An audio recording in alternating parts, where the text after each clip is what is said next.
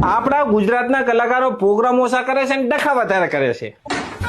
તમે જો હમણાં કેવા ડખા થયા છે. હવ પેલા ગુજરાતના ગઢવીના મગજની કમાન સટકી કે અમે કેટલાને ચૂપ કરાવી દીધા અને પછી દેવાય ખાવડના મગજનો બાટલો ફાટ્યો. સાગર પટેલ કે કાજલ મહેરિયાના મગજનો બાટલો ફાટ્યો કે મને ગારું દીધી.